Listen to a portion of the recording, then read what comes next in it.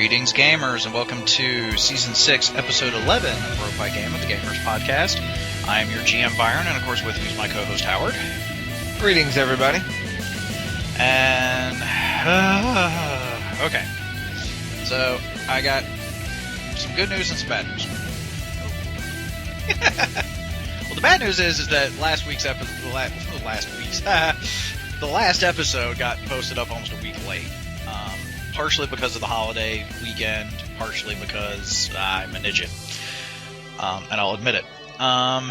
So I apologize for that. The good news is I figured out one of our tech issues.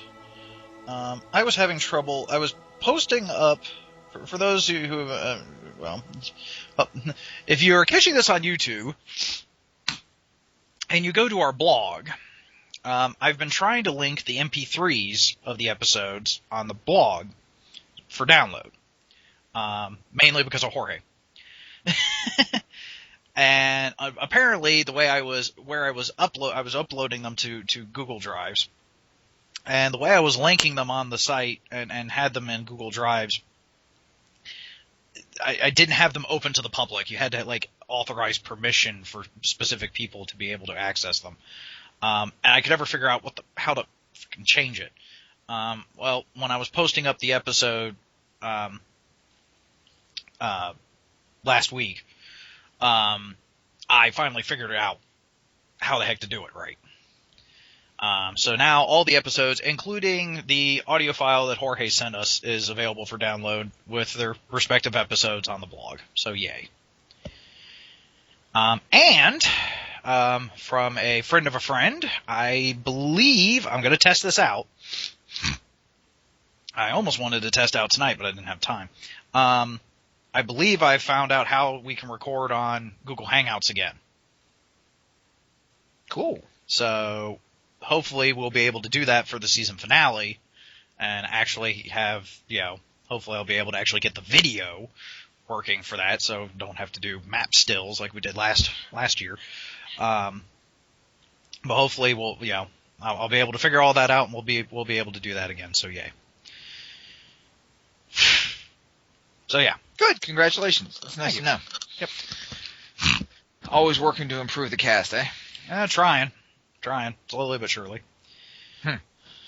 Considering, I've now worked myself into a corner as to have to do this until, my deathbed.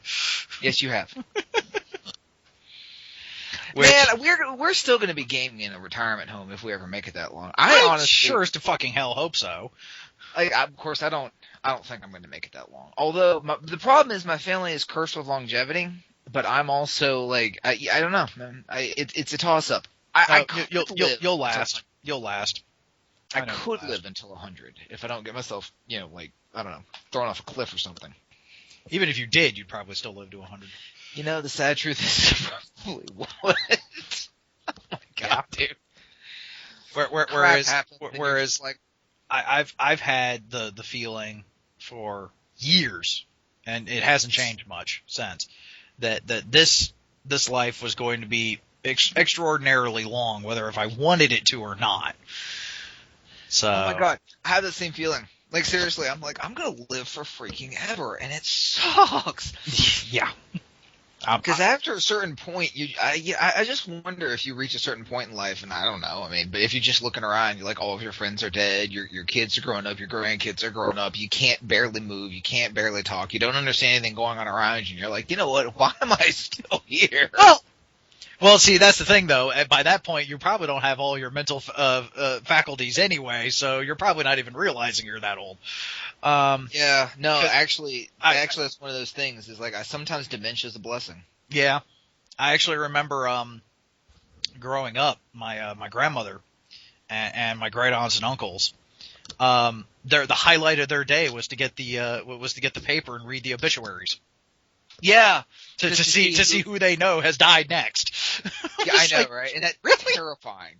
It is. It's really? That is what you're looking forward to? But that may be the only contact they have with those people. Seriously. Yeah, because this was before internet was big. I'm not going to say it was before the internet period.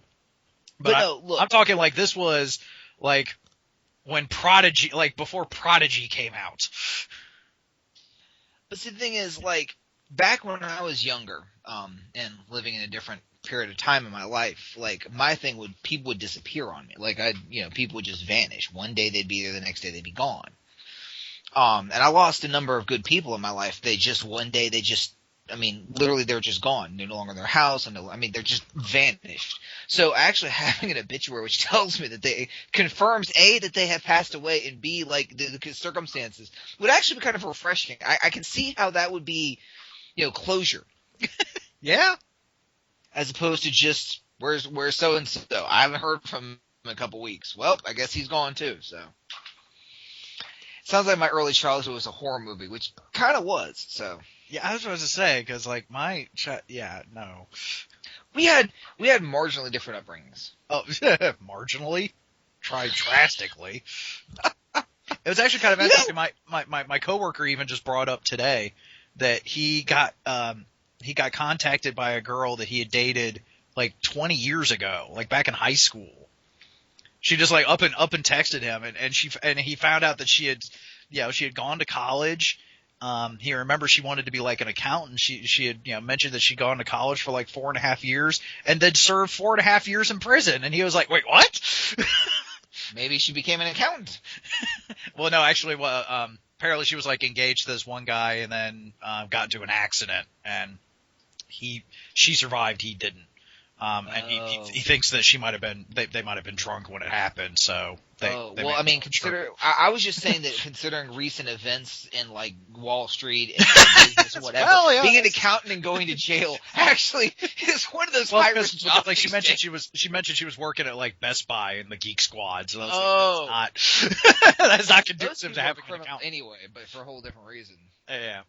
So, but I actually thought there for a second, and I was like, I am not.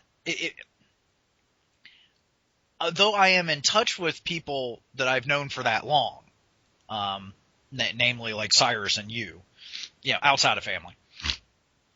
I don't like once I usually like completely lose touch with someone, I very rarely get back in touch with them.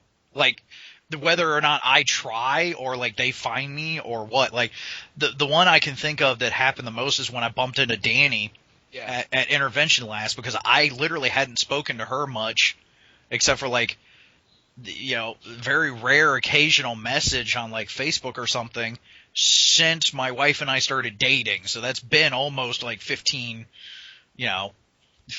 plus years. No, like I said, man, I just, when I was younger, I just got used to people just vanishing. Of course, that was before the internet and cell phone and stuff like that. Yeah. But even so, people have dropped off my life. Now, actually, people tend to come back to my life. It's interesting. Not all the time. I mean, I've lost some good people. Well, yeah. I've lost some people. I wouldn't necessarily call them good people. Some of them have been good. Well, yeah, I don't know. It's a crapshoot for me. But of course, then again, when I, as you well know, when I started dating my wife, back in college, I actually got rid of, I purposely lost contact with about 70% of my associates at the time, because, and the funny thing is because the rule of thumb to be associated with me after that point was I had to trust you being alone with my wife, and if you didn't meet that quota, I got rid of you. I lost about 70% of my contacts in a year, which should tell you the caliber of individual that I was associating with prior to dating my wife. I'm glad I made that cut. Well, yeah, no, I mean, you did. I mean, you're one of the 8, but like, but no, I'm seriously. But when I was younger, people vanished all the time, and it was just sort of. It's one of those things now, you wonder, people are often, my wife, it's not amused by it, people are often interested by the fact is that I hold on to people so tightly. And the fact is that I maintain friendships for so long with people so distant. And they wonder why. And I'm like, well, you got to understand that when I grew up, I lost people all the time. Like, I remember people disappearing out of my life, like peers, friends, from the time I was in elementary school, just vanishing, up and gone. One day they're there, the next day they're gone. Entire family, people just vanishing out of my life. Kids on the street, just like literally like just gone. So I learned early on to cherish, the bonds I have with people. And so today I'm very, very, I'm ferociously protective of the relationships that I have, because I know from bitter experience how transient our relationships can be. Whether it's death, incarceration, just people just vanishing, life pulling people apart. So I've learned to really cherish it, because I lost so much as a child. Probably explains a lot about me now. Well, I mean, I knew some of this already. But, you did, yeah. but yes, it does. I'm also amazed how other people aren't like my wife. I love her to death. My wife doesn't have like long-term friends. Like, she literally doesn't associate with anyone now outside of family. We're talking about genetically related individuals, or married to genetically related individuals. Like, she doesn't associate with anybody except one individual from her past and her quote unquote best friend, and that individual lives less than an hour and a half away. They see each other once every year, maybe once every 2 years.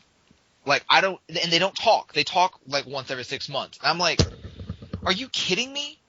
Like, how do you not have connections with these people? And she's like, in some people, and I've noticed a lot of people are like that. Once somebody sort of is like out of sight, out of mind, I just can't do that. I mean, I'll sit there and reminisce, especially to kind of almost pull this back a bit to, overall subject matter of podcast. Dude, we talk about it, dude. I know, but I would like to try to keep it. It is a gaming podcast, but I mean, we'll sit there and reminisce about people we've gamed with, in particular. Yeah. All the time. Yeah. I mean, I can actually ramble off a bunch of friends that I used to have that I've lost touch with, for one reason or another. Some of which I have tried to like maintain, connections with, and just either life is getting in the way, or I guess, they really didn't want to maintain the connection. So, a lot of people don't. That's what I find interesting. Yeah. And it's weird too. Also, I have no clue where the hell I was going with that. So, well, no. Consider this though. What's interesting about our relationship and the overwhelming majority of stuff that you and I do together is involved with gaming, podcast gaming, whatever. When we're talking, it's usually related to one of the projects that we're working on. Either you're helping me out with a gaming project, or I'm helping you with a game project, the podcast, whatever. So, we meet, we occasionally meet at conventions, So it's interesting to note that. And anyone observing it, just sort of passively observing our relationship, would assume that we are, in fact, business associates, in the sense that, this is a business for us. In reality, it is. I mean, we're not making a whole lot of money on it now, but I mean, if the podcast takes off, advertising, one or the other of us publishes books, these sorts of things. I mean, this is something that we're investing time and money into it. And if anyone looking at our relationship might think erroneously that is the foundation of our relationship. What's interesting is the fact is that it's what keeps us in regular contact, but it is literally the tip of the iceberg as far as the relationship itself goes. Well, but because you and I have gone through stints where we weren't in touch much. In fact, I remember there was one where we weren't in touch for long, and then I came down and visited.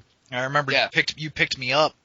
And, like, literally, we were in the car with each other for the span of, 15 minutes. We got caught back up, and it was back to normal. Right?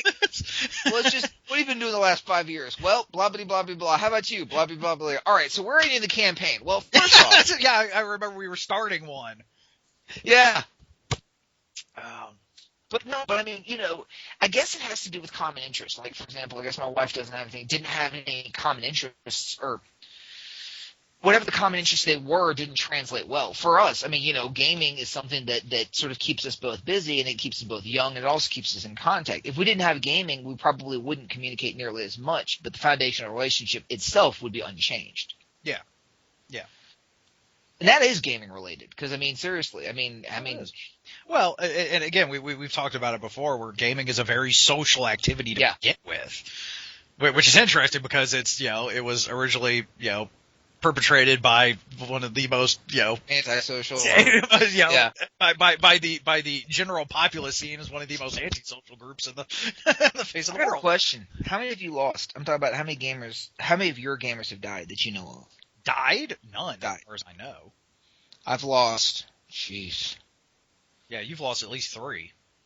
Yeah, more than that. Because I remember the one guy that got the tattoo. Yeah. That they found in his bathroom, and then there was the Jack, Russell, Dan, all dead. Yep. And then there was the one guy who I actually met when I came down to visit last year and guest starred in a Star Wars game of yours with Skip and Dan.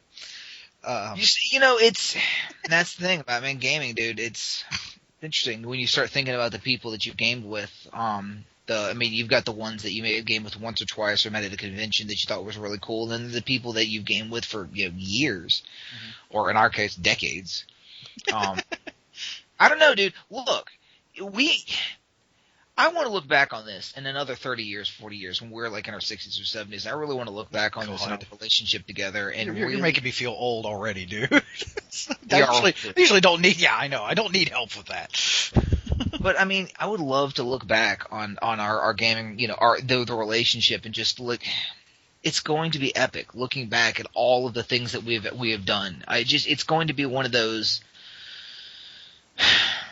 bittersweet memories, because there's going to become a day when we roll our last set of dice. Hopefully within a few hours, if not days, if not hours of our demise. But when you think about all the people, because there's going to come a time when we're talking to our kids or grandkids about our gaming groups, and we'll be like, well, where are your gaming groups? And we'll be like, they're all dead. I mean, they've all passed on to the other side. No, I mean seriously. Yeah. There will become a day when we may in fact be the last. I mean, in our little sphere, we may be the last. Or can you imagine, me and Ricky. Ricky's younger than I am, although I might not outlive him considering how, sometimes some things he does. But I could just imagine that, 30, 40 years, one of us passes away, or you or me. Like, you either at my funeral, I'm at your funeral, and just, somebody from the family says, some young, kid, grandkid, whatever, great niece, great nephew, whatever, it's like, who's that? Pointing at the gray-haired guy, with a cane, be like, that's your so-and-so's, oldest living friend. They used to game together, and like, and it just, can you imagine that? Like, you're sitting there. Could you imagine sitting in a room with my family, keeping in mind that everyone that would have probably passed away by then. So you're talking about my kids, my grandkids, extended family, and like you would be one of the only people of that generation. Yeah. And could you just imagine, like, anyway, it was weird to think about. Time, man, time. I don't know, and no one's recently died, so there's really no reason for me to be thinking. Well, I hate to say that. Actually, no, a lot of people have recently died, but no one gaming related. Yeah, as I say, people die every day. As much as I hate to say it. No, I lost. My granny just died. Ricky's grandmother just died. We've had a string of deaths in our family recently. Yeah. But on the other hand, I think about it like Jack, who passed away, and Dan, who passed away. The last time I saw him was over a gaming screen, and we were having the best time of our lives. So there's that, right? Yeah. Oh yeah. Well, it's actually kind of interesting. I've got a very strange relationship with death, in the sense of like dealing with mourning with it, because like I said, growing up, my mom was an only child, so my mom's side of the family wasn't very big. So whenever we'd go and see that side of the family, I mean, keep in mind, I'm the youngest one of my generation on either side of the family. And, and there's 8.5 years between my brother and I. So, I mean, like on my dad's side of the family, there's one cousin between my brother and I. That's it. Wow. I'm the youngest grandchild. I'm the youngest of that generation. The oldest one was, in the process of having kids of his own almost when I was born. Because my dad was the youngest boy of his. So you just sort of isolated. Yeah, actually, it made family gatherings rather interesting to begin with, because I was the little terror, because I had no one else anywhere close to my age. And then, like I said, and then my mom's side of the family, I mean, she had a couple of cousins, but I rarely saw them. So the ones that I would always be seeing were my mom's aunts and uncles. We're talking 70s, 80s when I was born. Yeah. So when they started dying off, my grandmother being the last one, who, God's rest her soul, she was 103 when she finally went down. Wow. Yeah. Breast cancer survivor at 98. Broke her hip at like 86 or 86 years, not 1986 when she. I say this with the most love and respect, but that's one tough old broad. She was. When she broke her hip, the doctors were like, "You'll never walk again," and she was like, "Bullshit." She was like, "Okay, what kind of physical therapy do I have to do? Okay, this leg press 50 times a day. Okay, I'm going to do it 500 times a day because I got shit to do." To do. I kid you not. Like, my brother and I were convinced she was going to outlive us all. I mean, my brother and I was going to be like, it was going to be the apocalypse. It's going to be, Keith Richards, 5 cockroaches, and my grandmother. Yeah, exactly. So, and it was actually with at least a couple of her sisters, it was a stroke that finally did her in. Yeah. Because it was a stroke that pretty much fried her synapses, and therefore she wasn't right in the head, so she didn't have the literal force of will to keep going. And she died within weeks of having the stroke. So the force of will, man, like, don't play. Like the stories I hear about my mother's mother and my father's mother's mother, like oh my God, those women, yeah. Tough old broads, and you're right. It's like you get in an accident. It's like, well, you'll never walk again. You'll never heal. You're like, well, what do I have to do? Well, you have to do this. Okay, and they two weeks later they're jogging down the streets. She was like 90 some odd pounds soaking wet with a brick in her pocket. I mean, she was tiny, and apparently aside from that hip, her bones were made of rubber because she fell constantly. Okay, one time she fell. Hang on. There was one time she fell, crawled her ass to the phone, dialed 911, and then realized that she still had the door locked. So she was telling the operative she was going to crawl herself to the front door to unlock it to let the paramedics in. And they were like, no! Because first and foremost, the door swings inward. She'd be in the way. But she was like, I'll go unlock it for her. They're like, ma'am, no, stay on the phone. That's awesome. I'll unlock the door. But, bleeding out, and you're cleaning up your own blood so you don't embarrass the EMTs when they get there. She would be. I gotta go get a mop and bucket. I bled on the floor. She would be the type of person. Oh my God. But and when I tell everyone how long she lived, and the fact that like all her sisters, were at least in their 90s when they finally passed for one reason or another. Everyone was like, "Oh, well, that sounds good for you. You should be you should be able to live a while." And I'm like, "No, it doesn't. All of her brothers died early." Yeah, yeah, right. It's apparently on one side of the gene pool there. I should say it's all the women that lasted a long ass time. All the boys, all the men on that side of the family. Like I had a couple of uncles that weren't that were my grandmother's brothers, not married into the family. I mean, they granted they did last to like their 70s, maybe 80s, but yeah, I mean, out of the two there were only 2 of them. There were originally like 4 or 5 brothers. Only 2 of them made it that far. So I was just like, no, that doesn't really bode well for me. Thank you very much. Yeah, Grandma me, apparently she was just sitting there one day and she's like, all right, well, boys, that's it for me. And then she just died. So what? My grandma me, this is my father's grandmother. Apparently she's like, well, boys, that's it for me. And then died. She totally just told them. She just one day, she's like, well, I mean, she was like in her 90s, and she just said, that's it, boys. And she died. And my dad's like, they were all like, well, yeah, she let them know. Yeah, I mean, this is the same woman that in her 70s, no joke. We got to get onto the podcast, but this is the same woman that in her 70s, she was canoeing with my grandfather, my father, and his best friend. My father and his best friend were in college at the time, so they're like, 20-something, and they're in the middle of a river, and the canoe tipped, dumped them all in the drink, okay? So they're all struck out for shore. Well, apparently my father's best friend at the time couldn't swim. I don't know why. So he's drowning. So Grandma what the hell was he doing in the canoe with him? He didn't figure he'd be swimming. I don't know. But anyway, apparently Grandma me went back for the kid. Like, she made it halfway to shore, heard him screaming for help, went back, grabbed him, dragged him to safety, got to the shore. Not only did she rescue the 20-something, she held on to her high-heeled shoes, her hat, her purse, her gloves, and her parasol.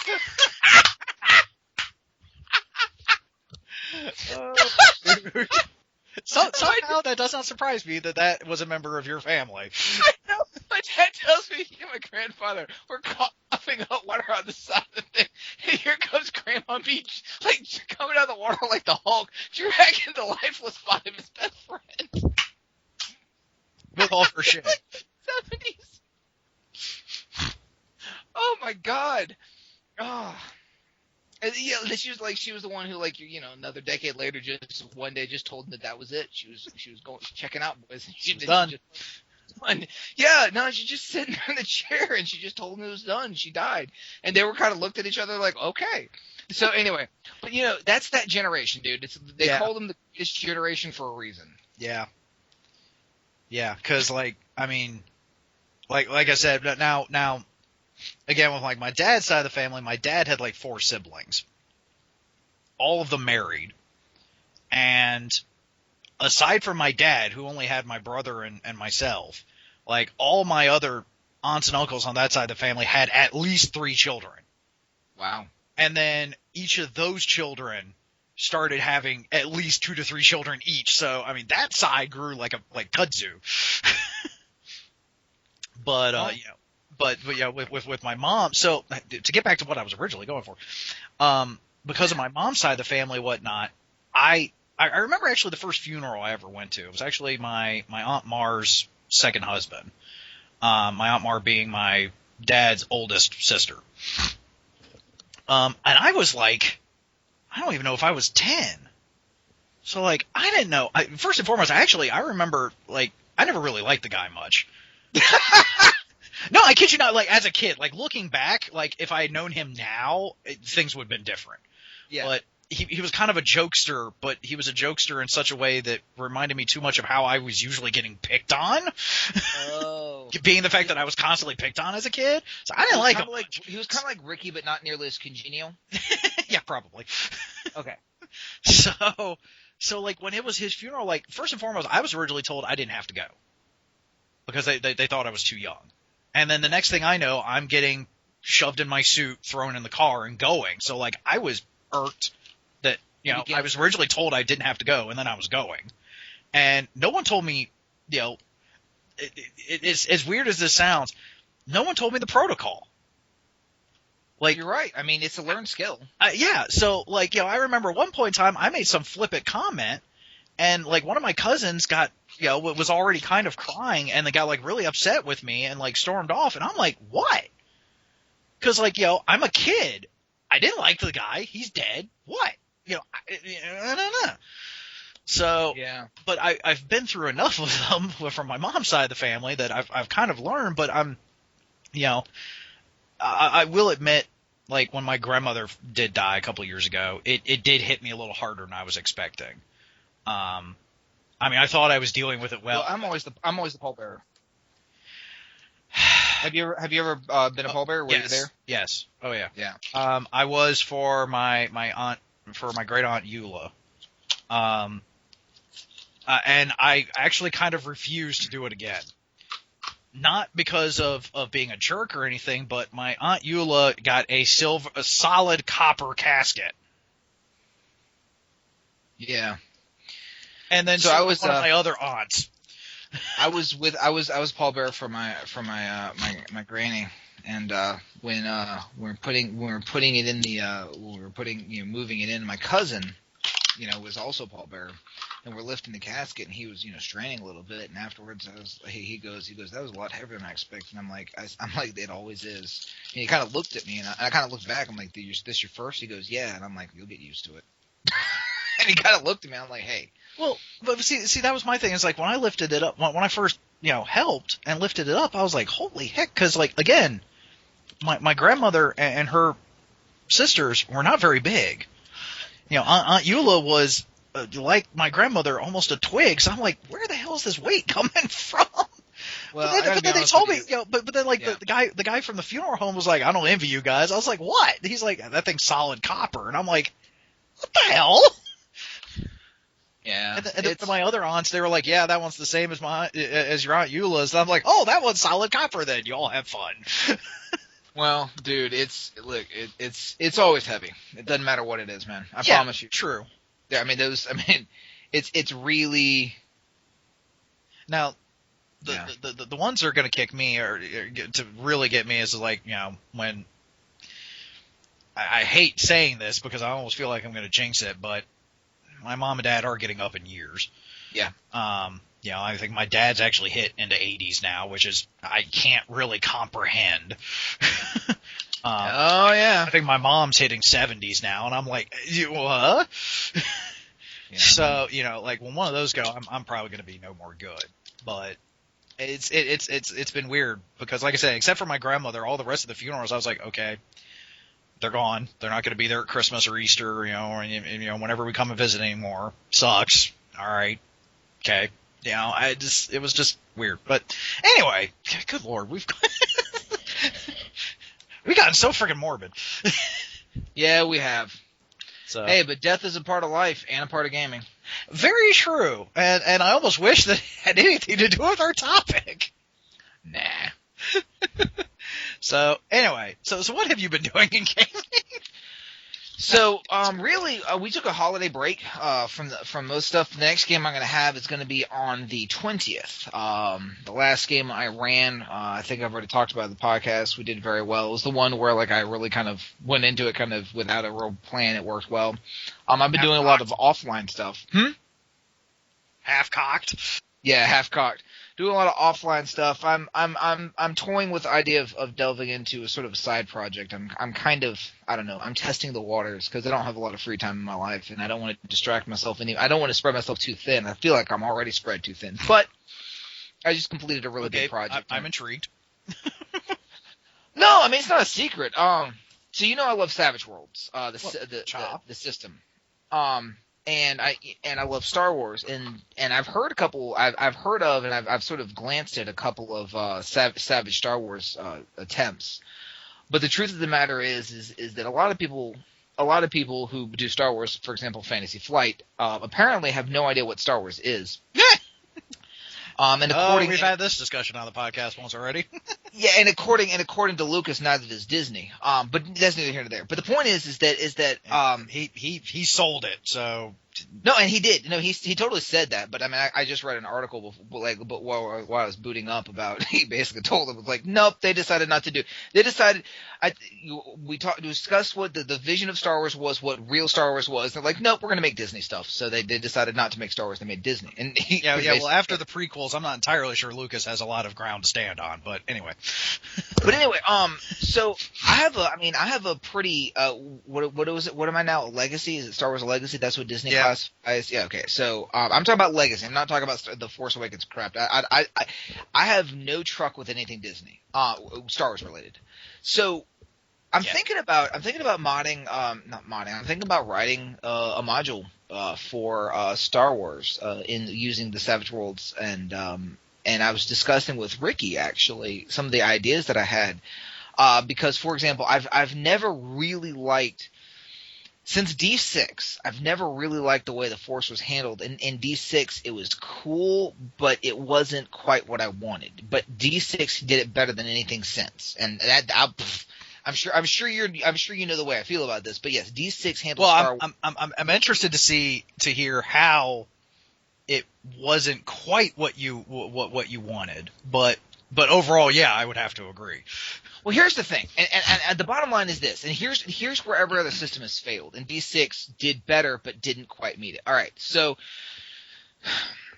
when you watch the Star Wars movies, Jedi specifically, Jedi are flinging force powers around like it's not like it's just going out of style. And it has been very difficult for role playing systems to mimic that because. How do you allow Jedi to have access to all these amazing powers and not have them completely OP? D6 did it better because D6 was much more open-ended as it always is. But D6 also had the thing of where you had sort of read the original way it was set up is you were still kind of limited. D20 and Sagas continued the same problem. It got worse it got really bad in D20. It got a little better in Sagas, but then Sagas went a completely different way with their skills, and it got Sagas.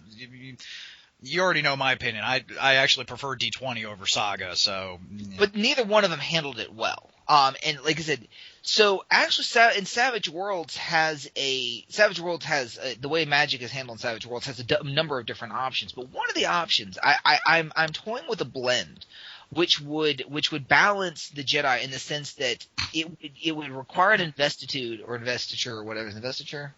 Anyway, it would require focusing and actually building certain powers to make them like incredibly powerful. But at the same time, it would give every Jedi character at least access to the not the complete, but a wide array of powers if only used instinctively.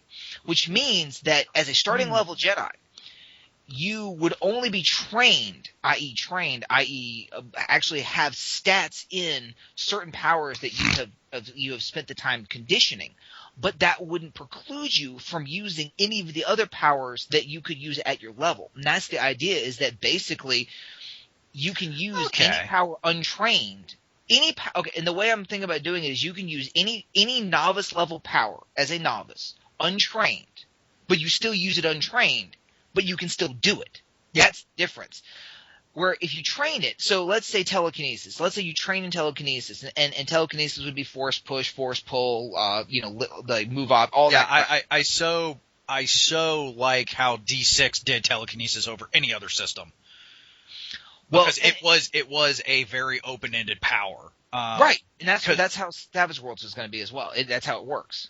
Good. But what would happen is with Savage Worlds is that, so let's say you're building a novice Jedi, you're building a Jedi Padawan, and you're like, all right, well I'm gonna sink stats into, or sink skill points into telekinesis, mind trick, whatever the hell, Jedi mind trick, telekinesis, and one other power, and you get those things up to like a D6, and you're like, fine, all right.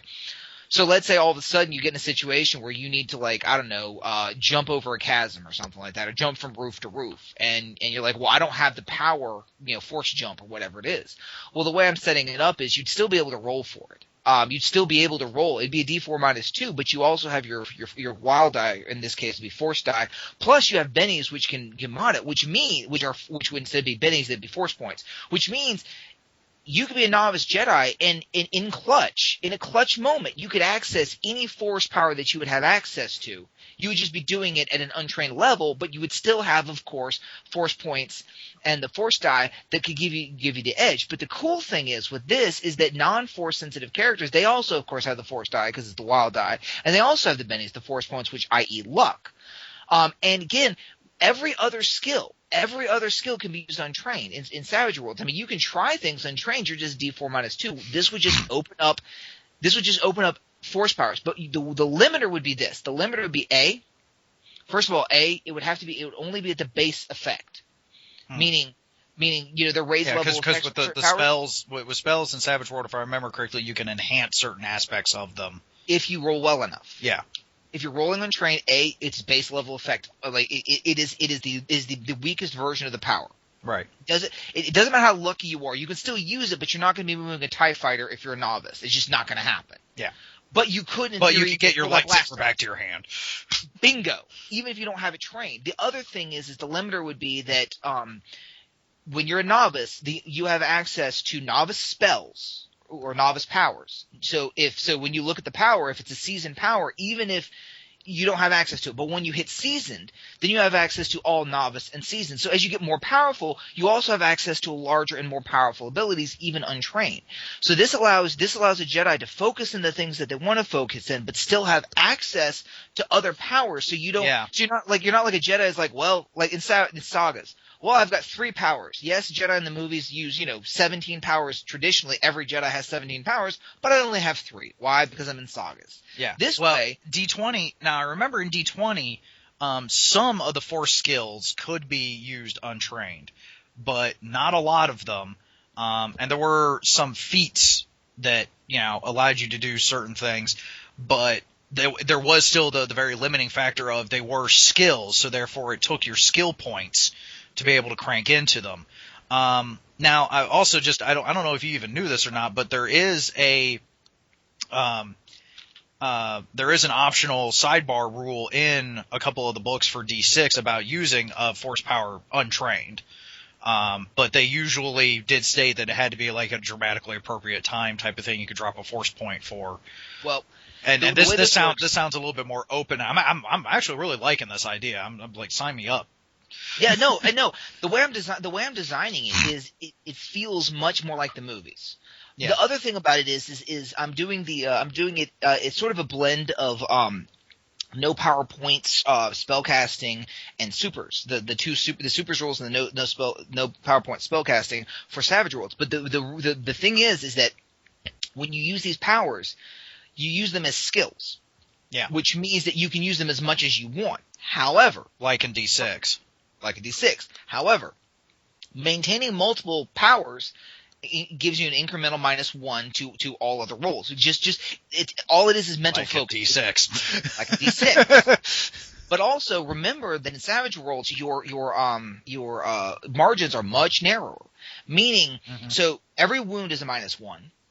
Fatigue is a -1, and now maintaining powers is a -1. So there's where your limiter is, because if a Jedi decides to get really uppity, it's like, well, I'm gonna boost this, I'm gonna have this, all this sort of stuff. I'm like, yeah, well, you're already sitting on a -3 to everything, which means if you get hit, that's another -1. That's a -4. You see what I mean? So what it does is it allows this great flexibility for the Force-sensitive characters. It allows, access to greater powers, but ability to focus on the ones you want.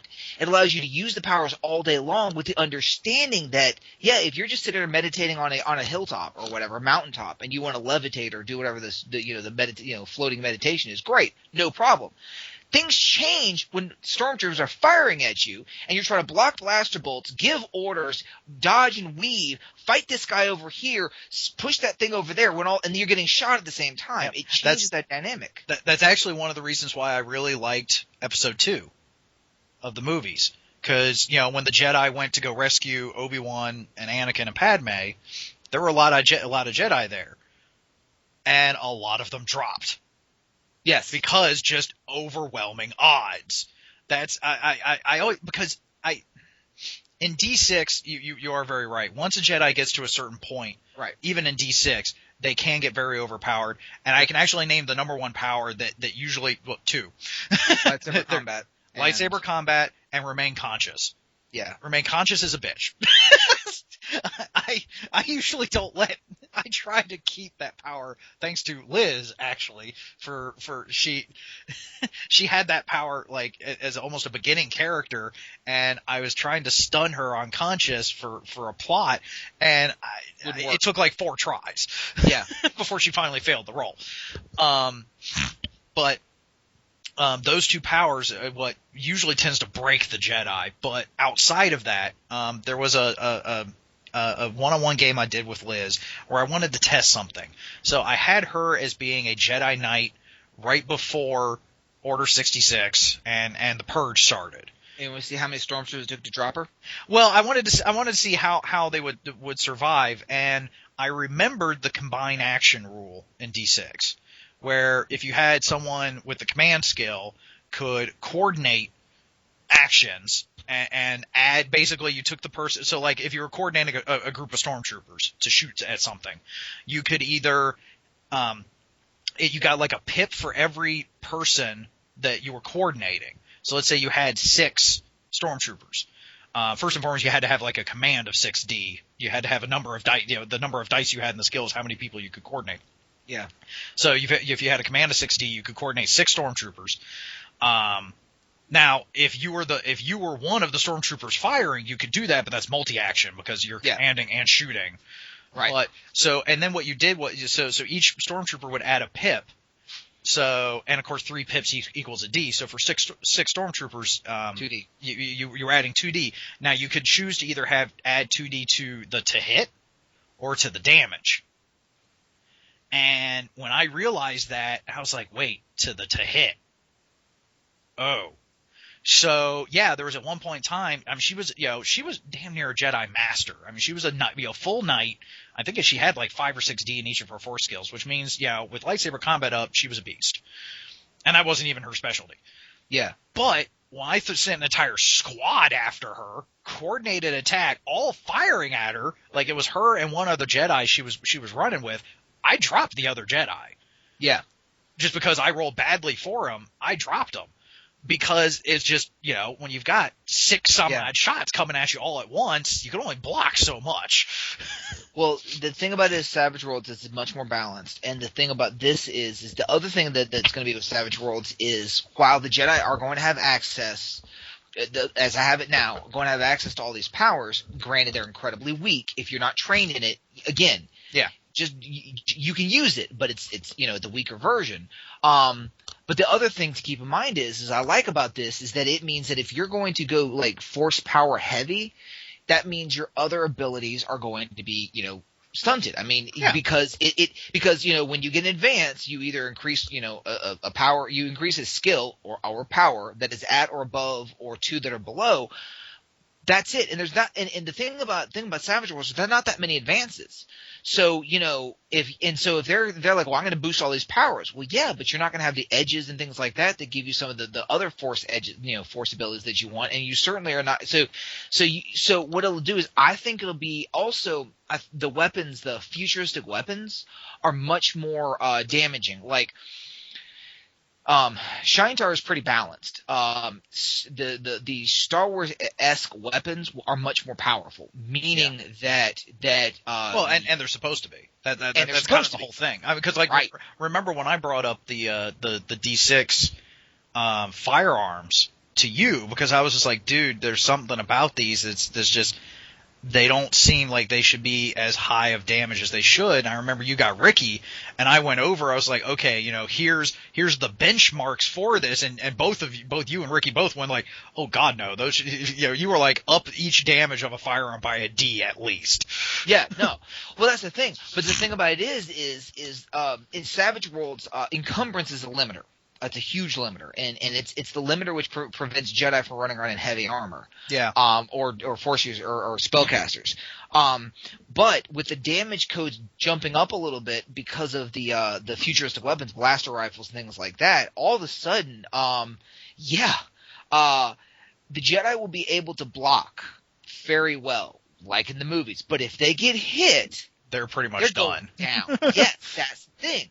So yes, in close proximity, melee, you will be able to do a crap ton of damage. So if you can get into the stormtroopers and start cutting them down, yeah, you're good. Just like the movies. Yes, you'll have access to the powers, but granted, if it's not one of your trained powers, it's going to be weak, even though you can do it enough to do whatever you got to do.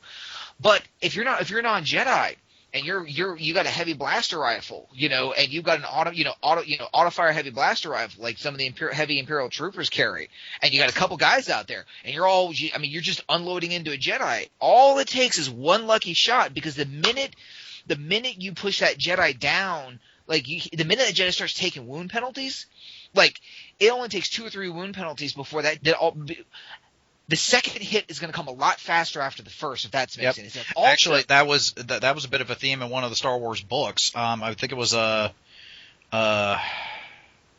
think the book was called The Eye of Palpatine, was it? Yes. Okay. No, that was Children. It was like Children of the Jedi or something like that. Yes. It had the Eye of Palpatine in it. Yes. But that comment was just like, once you get hit, it's easier to get hit after that initial hit. Like the other thing about this, the easier you are to hit. The other thing I like about this, and I'm going to keep it in Savage Worlds, is that when you get hit, you have to roll to maintain your abilities. Yep. Actually, D6, you didn't even have that. If you got wounded, that broke your concentration. Every power you had up dropped. Well, this one you actually will get a roll to maintain, which I think is kind of nice. It gives you a save. Yep. But if that thing goes through and hits you, and I'm going to have it opposed to the damage, so you roll your spirit versus the damage, and if you don't beat their damage, every power you have active drops instantly. Which means, so for a Jedi, getting hit is a bad thing. First of all, yeah, if you can stop it, absorb it, bend it away, great. But if it actually gets through and does damage to you, and that's the thing about Jedi, and that's the cool thing about playing a Jedi is, they're awesome until they get hit. And if you notice, that's how the movies are. Yep. So what I think I'm working on, I in my mind, I have the kernel of an idea of a Star Wars that is so much more thematic than anything I believe it'll be even more thematic in a lot of ways than D6 was. To be perfectly honest, it's sounding like it will be. The only thing I can think of that would come close to what you're kind of shooting, what it sounded like you're shooting for, would be to do Star Wars and Fate. Yeah. Which actually I've always wanted to kind of try. So you know what? Maybe we actually should do that. You do yours with the Savage Worlds. I could try it with Fate. Kind of compare notes, maybe. Yeah, sure. All right. I mean, I talked to Ricky about this, and I told him some of my other ideas, and Ricky's now on fire because I mean, I am too, dude. I mean, I've been thinking about this for a while, and it's just I haven't mentioned it to anyone because I didn't have a good. There were a few mechanics that I like the Force. I didn't want to say anything until I had a good way of handling the Force, but it came to me. I was driving along, and I was like, wait a minute, because. Anyway, but when it came to me, I was like, once I had that, things started. Oh, by the way, I'll throw one other thing, and then we need to move on to the actual topic. So, I've always had to do my in gaming. Thank you very much. I've never liked how the Force fall into the dark side was handled by any system. It's difficult. The way I have it for this one is interesting. So in Star Wars, well, okay. Before we get into that, let me ask a question. Yeah. Out of the systems that you have seen, which is the lesser evil? Yeah, which one do you tolerate more than the others? I don't know. 'Cause I'm actually wondering how much you remember of D6s. D6 is really fuzzy. Okay. I didn't like Saga at all, and D20 it was just D20 it took so long to fall. You could pretty much do mass murder and still manage to squeak by. Yeah. I mean, it really. Yeah, D6 it was you got if you did something. Of course, if you were Force sensitive, it was easier to get dark side points. But you could get dark side points if you were non-Force sensitive. Just it was harder. There were actually a couple of different things that would earn you a dark side point. And every time you got a dark side point, I actually did this by I actually expanded the rule a little, but I'm actually thinking for the next time I have a Force heavy one, I'm not going to, just to really kind of toy with them. Every time you gained a dark side point, the GM was supposed to roll a d6. If the GM rolled under how many dark side points you had, you fell. Yeah. So out of the other systems, that's kind of the quickest because in essence, you could do it on 2 dark side points if the GM rolled a 1. Everything in Savage Worlds, except Fatigue, and I think I'm not changing this for Star Wars, but everything in Savage Worlds works on basically 3 points. 3 points and then drop. So the idea is this. So in the game, beginning of the game, everyone starts with 3 bennies, aka Force points. Okay? Right. All right. And it's assumed when playing a heroic campaign, everyone's starting as a light side character. Right. Even if they're neutral, they're still fighting. It's assumed. And the rules will state if you're doing a dark side campaign, you just. So the way it works in this is a Jedi. Howard, you're breaking up some. Oh, so you have minor transgressions, modifications, and major transgressions, just like in sagas. Dude, you're still breaking up. All right, tell me when I'm not breaking up. Well, unfortunately, you need to keep talking for me to be able to know that. All right, so minor, moderate, and major transgressions. Okay. Okay. The way it works is this. So when you're playing a character, and when you're playing a Force-sensitive character, not just a Jedi, just a Force-sensitive, right? And you commit an act that the GM would believe would fall in one of these categories. If it's a minor transgression, then you get 1 dark side point. Okay, you get 1 DSP. What that does is it does 2 things. One, you mark on your sheet on the track, and there's only 3 slots. Minus 1 dark side point, just like a wound. It gives you a -1, but it only gives you a -1 to Force powers related to the light side. Neutral powers are unaffected. So, like telekinesis, it does not affect telekinesis. Okay, hang on. So you're actually you have light, neutral, and dark side powers. Kind of, yeah. Yes, actually, there's certain powers that are intrinsically light, like light. The power light, like Force light, like light. That's the light side power. Darkness, of course, is dark side. Okay. Direct damage powers are dark side. Yeah. Healing powers are typically leaning for the light, but 99.9% of the powers are neutral. On either side, there's only going to be a few powers that are light versus dark. Everything else is neutral. So these dark side points only affect the opposite side powers. They make it harder to pull directly from the light side, but just using the Force to, let's say, lift a cup, it doesn't affect it. But what it does do, here's where things get interesting.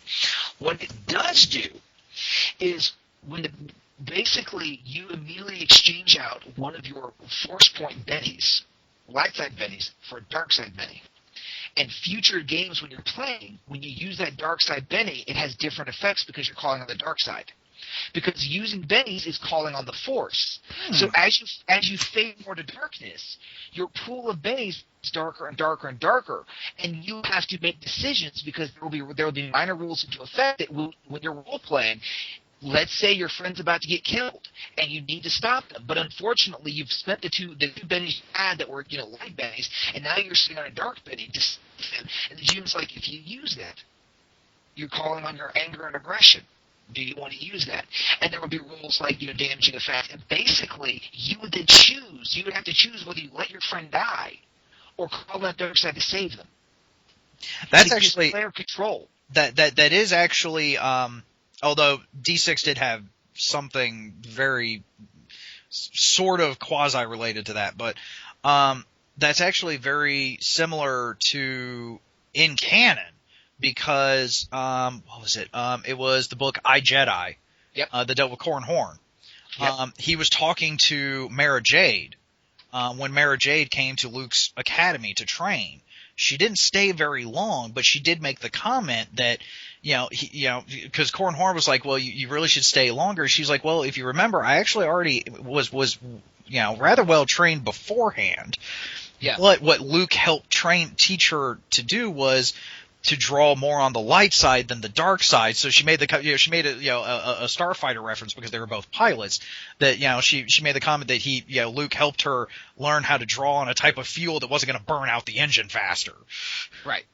So well, that's kind of the idea here. Is it's player control, but when you use a dark side benny, you are calling on the dark side.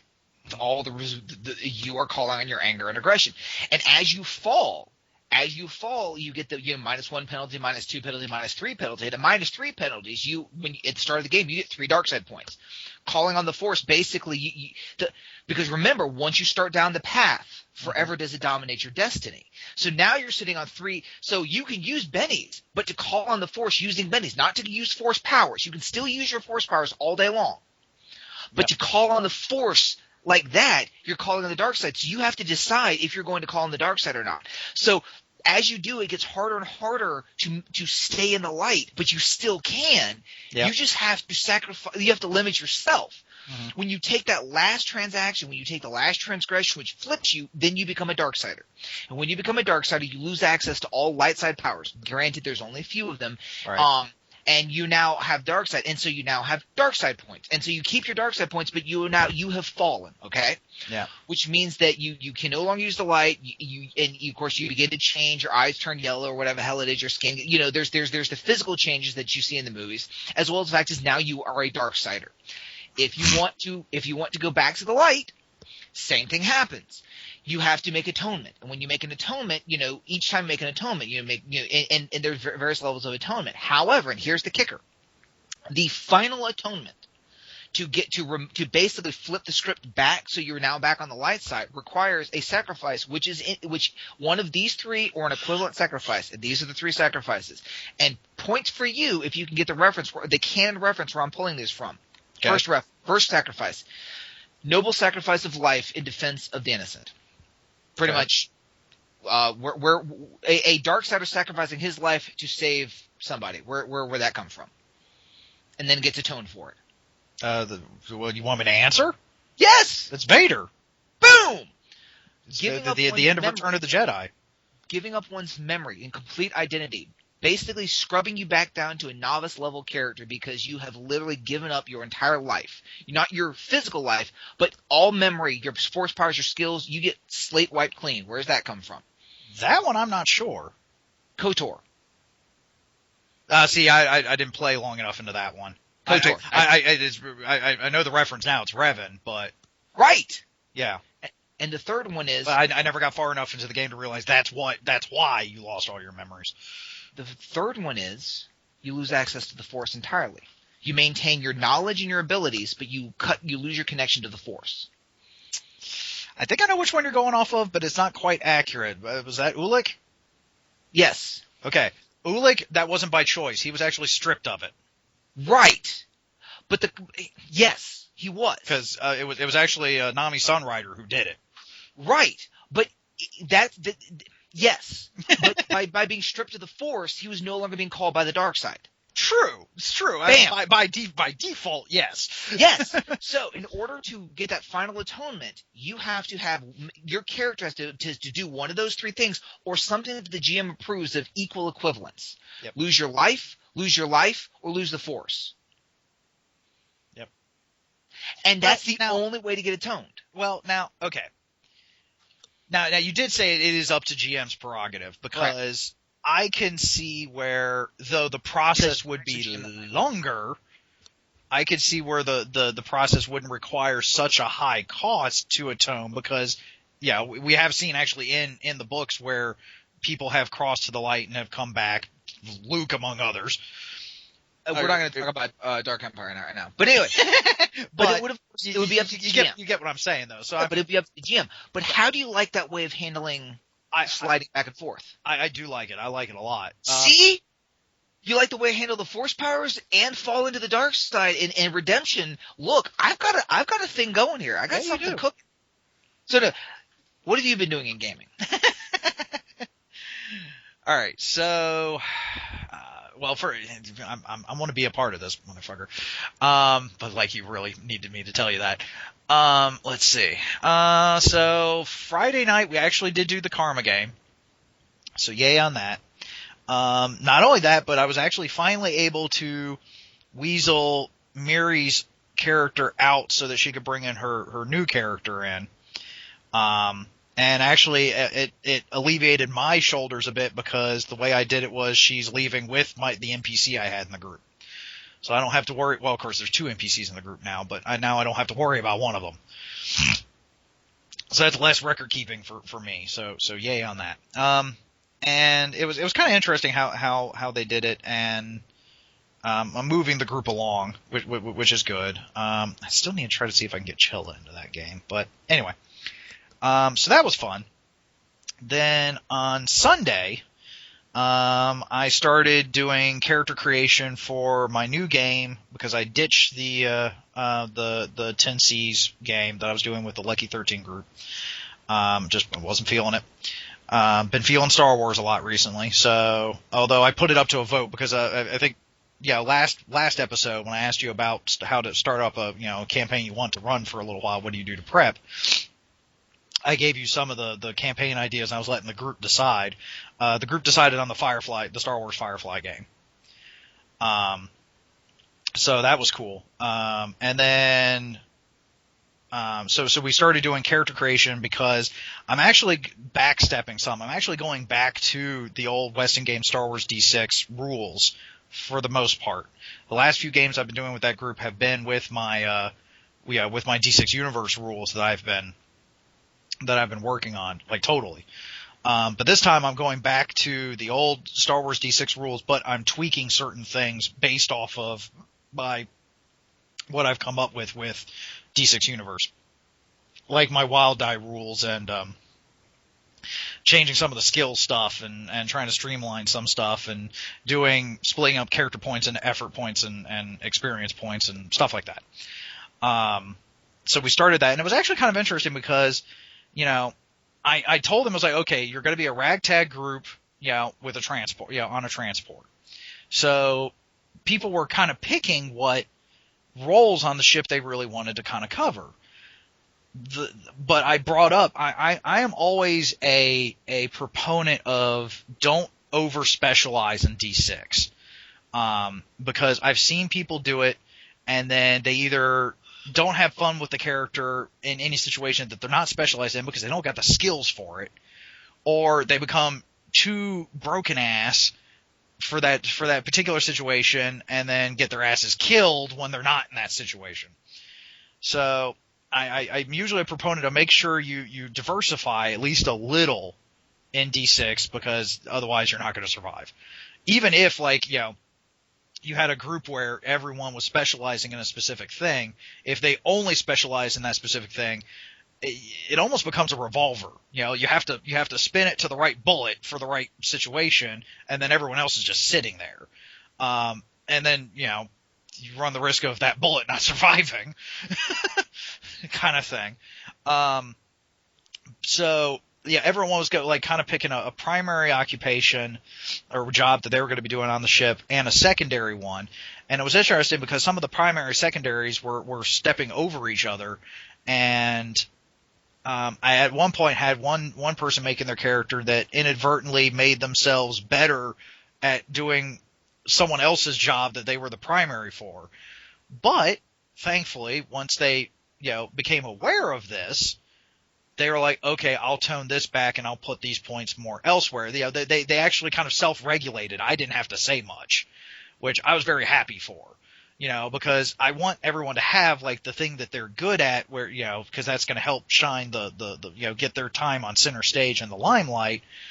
But I didn't want, again, I don't want them to completely specialize either. So it was nice to see the group kind of almost do that on their own once they knew about it, because I'm trying to, everyone kind of knows who like what race and what kind of job everyone else has, but that's all they know of the other characters, because I want them to learn about the other characters as they get together and actually learn about the characters as the game goes.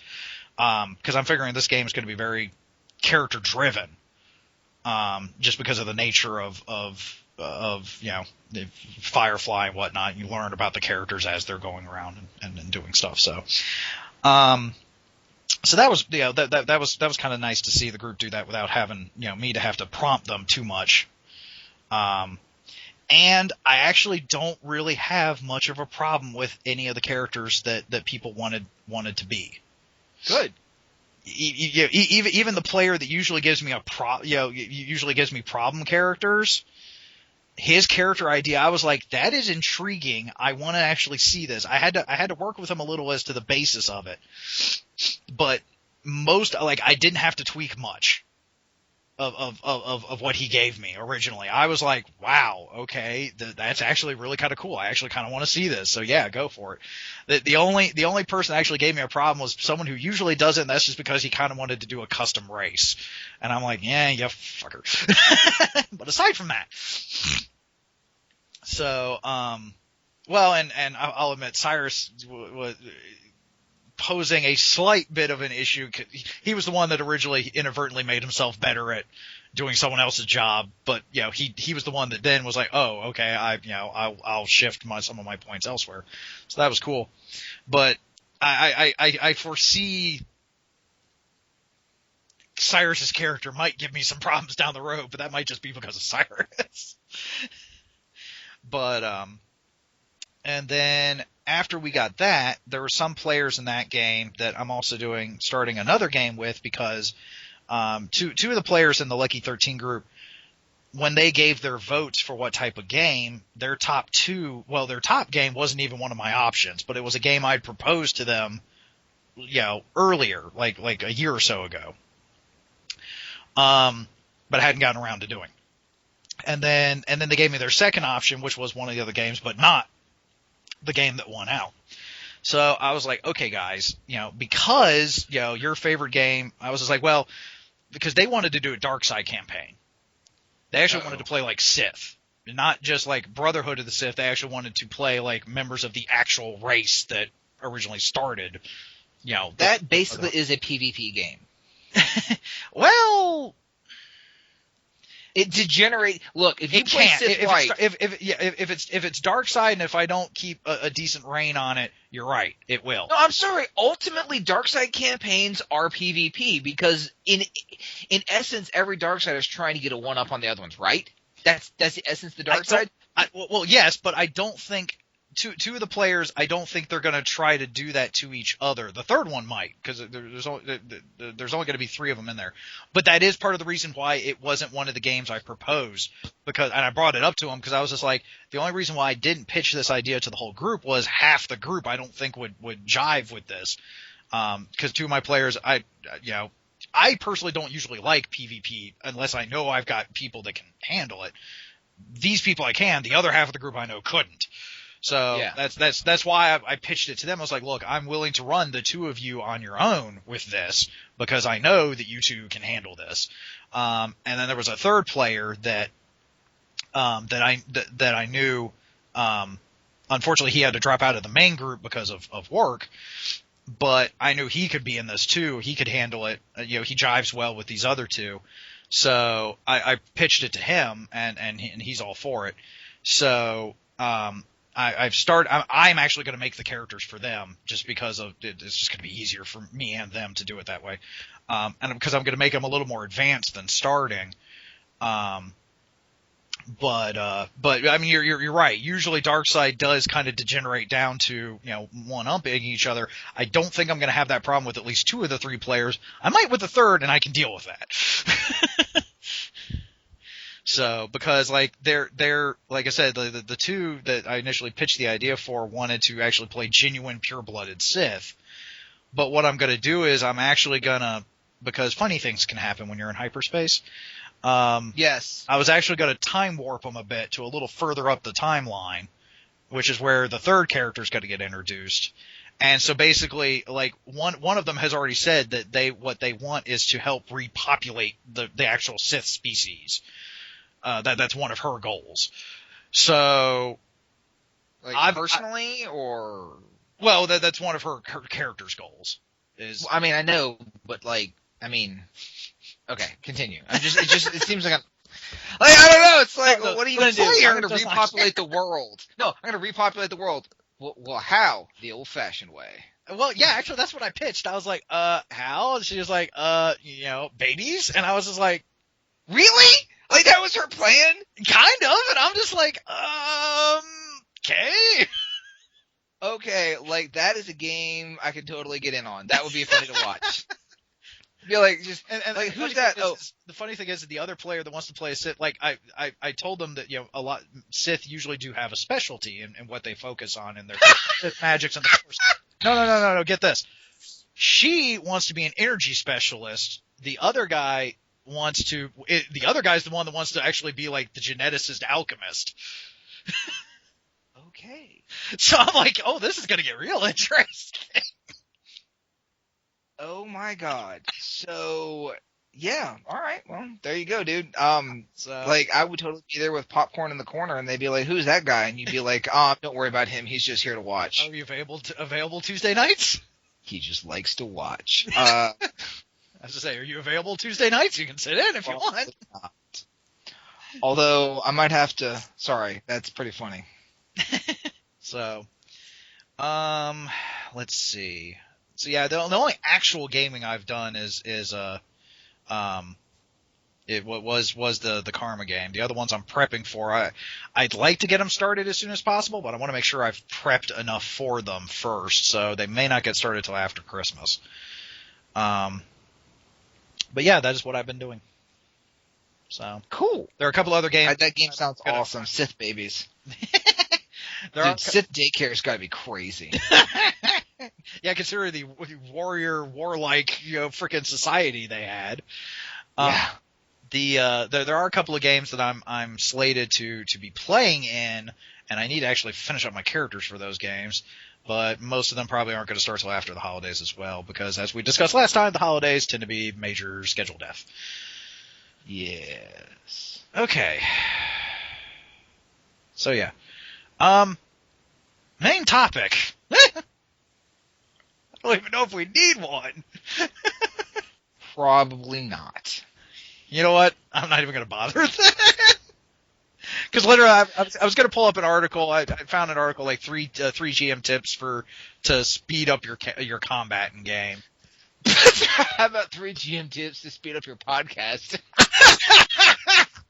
Yeah, we don't listen to that one, do we? No, but seriously, all right. Well, if we're not going to do a main topic, let's get back on my topic real quick. So you really want to be part of this project? Yeah, I do. So anyway, I'd even be able to run. I'd be willing to run a Fate Star Wars game just to kind of give another because Fate is a very cinematic system to begin with the aspects and the fate points and whatnot. So, and actually, I really like how they do magic in the Dresden RPG, because although you do tend to create some spells that the system is open that you can improv a spell very quickly. It's easier for you to do the spells that you're very familiar with because you're so familiar with them, but you can improv on the fly. Well, in Savage Worlds, and the way I'm going to run it is that, they're going to be much like the Savage Worlds skills. Oh, one thing I am thinking about doing. Well, let me explain the powers, and I'll go over to the skills. The idea about the powers is that they tend to be more open, rather than divide out telekinesis into like the myriad of possible applications. My concept is to have the telekinesis power, and then list out the mechanic, what you can do with it, like the mechanics of the various things. So, for example, if you're moving, and it's in a lot of this is already written in the power from the core book. I might have to add a few things just, from the movies. But the idea is that, there's penalties for lifting, there's penalties for dealing with, different types of objects. And also when you're trying to lift a resisting living being, there's a sort of a test of wills. But other than that, I mean, it's, push, pull, lift are all effectively the same power. Right. And I'm going to try to do that. I'm going to try to do that with all the rest of them. There's going to be some modifications. Some powers I'm just going to have to ignore. Some powers I'm going to have to create a couple powers, because there's certain things that, that are done. So, but I'm going to work very hard to try to make them, broad, broad, but not completely open. But that way, you don't again, you learn telekinesis. And it is one of the Jedi's go-to powers because it's so darn useful. I mean, well, not only that, but also like looking at it from a cinematic standpoint, it's one of the few powers that you can use that actually has a visual something happen. Which is one of the reasons why you see telekinesis used so much in the movies. But I mean, so the difference would be like, for example, all right, if I try to lift that object, it's and yes, size matters not, but it does according to role-playing books. So there it is. But so when you're trying to lift an object, it's affected by this object's mass and things like that. When you're trying to yank a blaster out of somebody's hands, it's an opposed roll between your power and their strength. They're trying to grip it. But if you're trying to move the guy, then it's an opposed roll between your power and his spirit. So I mean, there are little differences there, but in effect, shoving somebody, pulling somebody, lifting somebody, all in effect are the same application of the same power.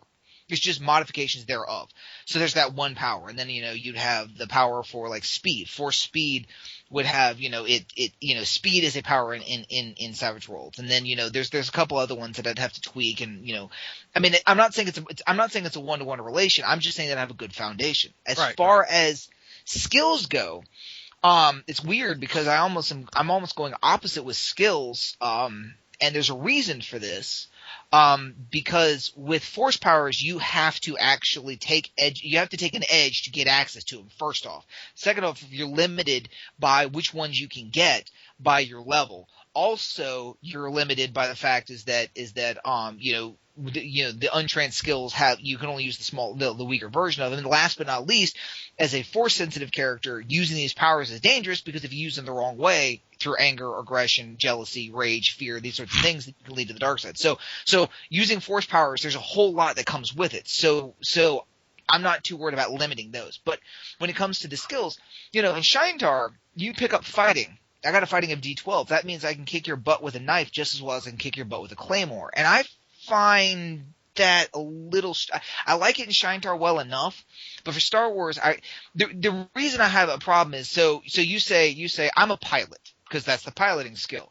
So you say I am a pilot of a D6, which means I can fly an airspeeder and a Star Destroyer equally, and I'm like, no. yeah. I always I don't like it when RP systems separate out or like cram piloting and driving. When they cram it into one skill, because some people are like, well, it's streamlines, and I'm like, I'm sorry, I know how to drive a car. I took classes on how to fly a plane. I'm not saying I can do it, but at least I understand the basics of it. So two entirely separate damn things. Here's how I'm going to do it. See if you like this. The way it's going to work, so there's going to be specializations. If it's untrained, it is untrained. It's a D4 -2, period. End stop, end of story. Right. Okay. Because that's the basis of the system. It is true that if you master a sword, as you learn to fight with a sword, you end up fighting other people with other weapons. And so by extension, you learn about other weapons even though the sword is your weapon. Makes sense, right? Yeah. So the way I'm doing it is when you get trained in a skill, purchasing the skill at a D4, you pick a specialization. Based on classifications. Melee weapons will have classes, groupings, as will ranged weapons will have groupings. Very similar to the original Star Wars, D6, different kinds of weapons, all right? So let's say lightsaber. So let's say you take fighting. You get trained in fighting at a D4, and you're going to play Jedi, so I pick lightsaber as my specialization. Of course, lightsaber weapons will be their own classification, all right? Which means when you roll your attack, at this point you roll a D4 for a lightsaber, and any other melee weapon that you want to use, you're rolling at a -2. So if you have barely trained in lightsaber, everything else is still a D4 -2. Right. I know that might be like, well, should there be an extra penalty? No, look, I mean, if you're D4 -2, that's penalty enough. Trust me, that's right. However, as you move up, as you increase that skill, you just keep increasing that skill, D4, D6, D8, D10, D12, and then on upwards. And as it goes along, your lightsaber gets better, and every other melee weapon is just at a -2. I know that seems kind of odd, but the truth of the matter is, in Savage Worlds, -2 is a pretty significant penalty, especially at lower levels. First off. Second off, it is true that as you master a melee weapon, you are better able at fighting other melee weapons simply because of there's not fundamental. Yeah, not only that, but also like wielding one. Right. Like because that was one thing even I sometimes didn't fully grasp, and no system I've really seen has done that well either. Is actually D6 did it worse than some of the others, as much as I sometimes hate to admit it. Yeah. Is like, sword fighting and lightsaber combat, there are obviously a lot of similarities. The problem is that with a sword, you're dealing with, a lightsaber being a beam of energy has no weight. Okay, I've got that covered too. Let me finish. So, okay. As you move up in a melee weapon, if lightsaber, whether it's staffs, whether it's swords, whether it's knives, whatever it is, whatever your specialization is, you roll it at a normal ability. And any other melee weapon that you're fighting with, you roll it a -2. Right. All right? We'll deal with the lightsaber in just a second. Okay. But the kicker is... No, I'm saying, what I was saying was you're already covering what I was originally having an issue with. So. But here's the kicker. Your edges that affect melee fighting only apply to those skill specializations. If you have flurry, hang on, Howard, you're breaking up again, unfortunately. All right, am I back? Am I still breaking up? No, yeah. How about now? Breaking up? So what? Am I still breaking up? A little. All right, can you understand me now? Yes. All right, so your edges, which affect your skills, for example, let's say flurry. Or frenzy. Frenzy in Savage Worlds allows you to make multiple attacks with one weapon, with a stock penalty, or something called sweep, which allows you to roll one attack at a -2 and hit every adjacent target. Your edges only apply to skill specializations. So if you have a skill specialization lightsaber and you have sweep, you can sweep with a lightsaber, but that doesn't mean you're trained to sweep with a knife. Yeah. So, in order to have your edges apply, you have to actually get additional specializations, which you can do for an advance. You can still use any kind, like, if you have a specialization blaster rifle, you can use any ranged weapon, even shipboard weapons. You're at a -2, but your special abilities only apply to the ones for which you are specifically trained. Picking up a specialization is as easy as picking up an additional language. You choose an advance. And once you have an advance, then all of your edges apply to that one too. I think that'll work. I mean, the point is that you can still use all the weapons you want to use. Yeah. I mean, with just shooting roll, once you have shooting trained, you can shoot any weapon, any ranged weapon. Obviously, some sort of psionic weapon where you have to use your mind to do it. You don't have psionic powers. You can't use that weapon. But that's not because you don't know how to shoot. Yeah, that's just because you don't know how to power it. Bam. But this way, you could use any melee weapon you want to use, but you can only use the ones that you're specifically trained to use well. Everything else you can use okay. But as you get more powerful, so let's say you're a Jedi, D12 lightsaber combat, right? You're boom, boom, boom, boom, fighting, whatever. All right. Okay. And you lose your lightsaber. You pick up, let's say, just a regular plastic sword or a vibro sword, right? Okay. You're rolling it at a D12 -2, plus all of your force powers. You still are probably kicking some serious butt, but you just can't kick quite as much butt as you would with a lightsaber. Right. Right. And at D12 -2 is not a huge penalty. Yeah. Make sense? Yeah. Now, with a lightsaber, the way I'm going to do it is in Savage Worlds, you already have what are called innocent bystander rules. So, for example, if you are feathering a 6-shooter and you're firing into a crowd, for every roll, every die that comes up a 1, you hit an innocent bystander near your target, adjacent to your target. Okay? The way I'm doing lightsabers is very simple.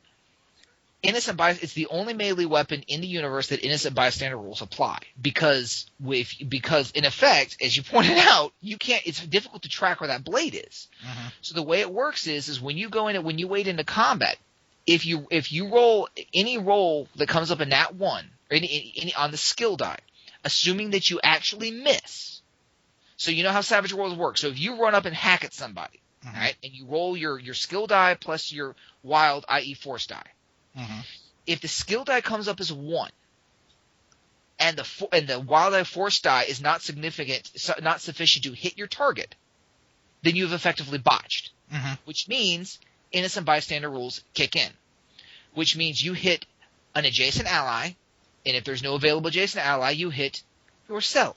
Yep. Doing normal damage. Which actually was a rule for lightsabers in D6. I often didn't incorporate it, was because the way D6 works is each weapon has its own difficulty to be able to accurately hit with it.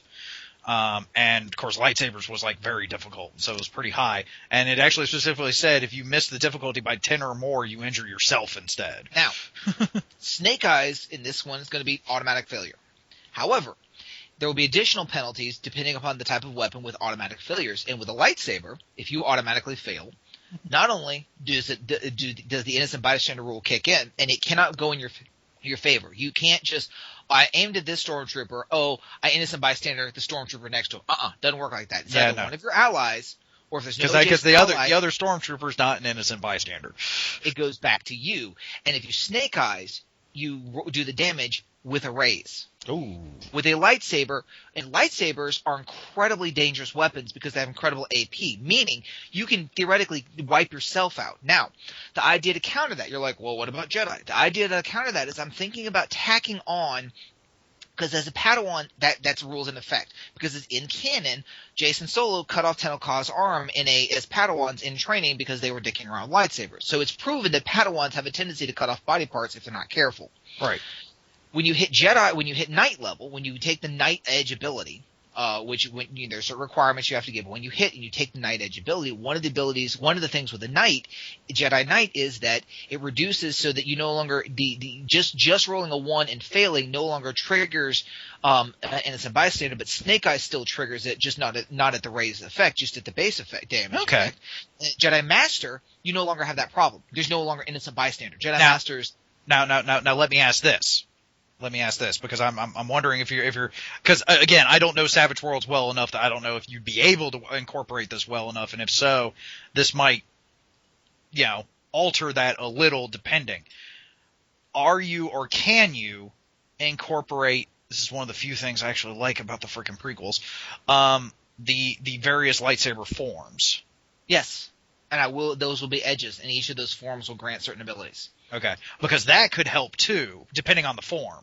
Correct. Because what was it? What was the one that Obi-Wan often used? I think it was Form 3, which is like the very defensive form.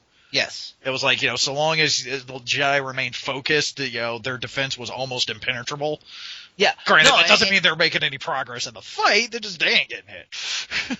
So no, I'm going to try to include a base level and an improved form for all of the lightsaber thing. I haven't come up with the stats for that, but I'm planning to incorporate that. But that means as a non-force sensitive user, you can pick up a lightsaber that's got crap tons of damage and like ultimate AP, and you can go wailing into your enemies. Fine. But unless you're force sensitive and trained how to use it, your chances of killing your allies or yourself are stupidly high. Which explains why bounty hunters like Boba Fett didn't run around with lightsabers, because they were smart enough to know, yes, it's damaging, but yes, there's a good chance I'm going to cut my own damn head off. Yeah, well, and it was also a story factor. I mean, if a bounty hunter starts running around with a lightsaber, the Empire is probably going to think, oh, why do you have a lightsaber? Yes, there's also the caveat I'll put in there is like at the end of the lightsaber chapter, that'll be, oh, by the way, bearing a lightsaber automatically puts you on the most wanted list of the Empire, regardless of whether you are force sensitive or not, if you are seen with a lightsaber, you will be arrested and you will be interrogated by one of the Inquisitors. Oh yeah. Whether or not if the Inquisitor is a kind Inquisitor, you might be let go with a serious warning. Most likely you're going to die during the interrogation simply for carrying a lightsaber around. So yeah, because that tends to draw attention by the rebellion era with the Empire. That tends to draw attention. Right. But how do you like that? How do you like with the lightsaber? Dude, sign me up. Have I sign me up? Have I said anything that you haven't liked? No. I'm not saying it's perfect. No, with the caveat, though, that again, I don't know Savage Worlds as well as you do, so therefore, it's not that I don't like some of the stuff. I have some questions, but they're questions that would be answered by playing it out. And the truth of the matter is, dude, is no system's perfect. But I'm sorry. Oh, yeah. As much as I hawk D6, even I know it's not. D6 did it best. It's damn close to perfect. I think I've got something there's gonna be some quirks, and every system's got them, but I think I have a good solid foundation and I think my ideas are cinematic, because I'm leaning more towards cinema than I am toward mechanics. Mm-hmm. But I also want to make and Savage World. That's why I kind of want to do Fate with you though too, is because Fate is even more cinematic than Savage Worlds, I think. So Savage Worlds gives me because I like a little bit of crunch, and I think I do too. In fact, I think I've said it before. Fate is about as rules light as I can go, comfortably. At least to run something, to play something that might be a little different, but I haven't. I've got to work out Starfighter Combat. I've already got some ideas on that. Ricky blew my mind today about incorporating tricks as combat maneuvers, which Ricky, total props to you if you hear this, dude. That was a brilliant. I'm going to run with that idea. I'm going to take that football and run with it. But I really feel like for the first time in a long time, when I'm thinking about this, I really feel like I have a really good foundation for. And by the way. And Ricky noted it. I'd already thought of it, but Ricky noted it that the way it's set up, this also means that all of those other force-using flavors out there, there's already built-in mechanics to Savage Worlds to cover them and make them unique to the Jedi. Ooh. It's already in there. Yeah. For the Dothmir witches, there's already a spellcasting way of going about it, non-PowerPoint spellcasting. Alchemy is a specific thing that's going to be tied to the Sith. Alchemy is going to be a Sith thing. So I've already got the Mentalist. They've got some of the Mentalist abilities. Some of the Barando sages and stuff like that were effectively Mentalists already in there. It's already the foundation's already there. It just needs to be restructured slightly and then refined. And I think I have a really, really fast-paced, cinematic, but with just enough crunch, but with the passion of somebody who loves Star Wars like we do. Yeah. I think so too, dude. I really do. I'm excited. I'm really excited. And the test, of course, will be just like you did. The test, of course, will be to take a Jedi Knight, throw him up against a squad of Stormtroopers, and see how it pans out. Just to see how the fight goes down. No, seriously, that's isn't that not the test? Just about. I mean, if you want to see how for anyone to listen to this podcast, if you ever have an idea for a Star Wars system, and you just really want to see how it runs in comparison to the movies, take a Jedi Knight build, a stock Jedi Knight build from your system setting, whatever. Put them up against 6 Stormtroopers. 6 or more. 6 or more. Start with 6. And throw them at each other. Let players do it while you manage it. And see how it looks. I'm not talking about how it runs. I'm not talking about who wins. See how it looks. How does it feel? How does it run? And if that feels like the movies, then you're golden. And that's really my acid test. Yep. So obviously we need to talk some after this. Yeah. I think we've rambled enough. So no, we haven't. We were talking like game design. That is podcast material. Oh yeah, most definitely. So I just hope some of the random noises I've had around me haven't been. I haven't heard anything. Oh, that's good. That's reassuring. Also, one thing I wanted to let you know. Though I'm going to look for some people to see about doing this, but I think we're coming up. I think next episode is going to be the finale. Okay. Just because we're getting close to Christmas, it's getting a little bit more difficult for me to get the episodes up because of everything else that's going on. So I think it's about time. What we were thinking about doing? Huh? Are we going to do what we were thinking about doing? Well, what do you remember? That one, the challenge accepted. Yes. Yep. I just want. Obviously, it's going to be you. I want to see if I can maybe get two to three more people in on it, just to really flex my muscles on. So, but yeah, I'm going to put a call out for that. So, but huh? What'd you say? I said cool. Oh, okay. Thought you said something else. So anyway, so if you have any questions, comments, concerns, what the fucks, suggestions, whatever, you can email us, tweet us, catch us on the blog or on the YouTube. Which, by the way, I did check all the YouTube, or at least for this season. No comments, but so at least I haven't missed anything. So, and we'll definitely have to see what we can do about Jorge next season. Definitely. So yeah, shout out to Jorge again, man. You rock. So, yes, you do.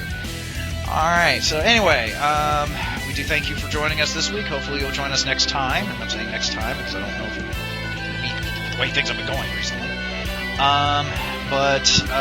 Yeah. So I have been your GM Byron. I've been your co-host Howard. And just remember the motto of World Pi Gamma is roll high, play well, or die hard.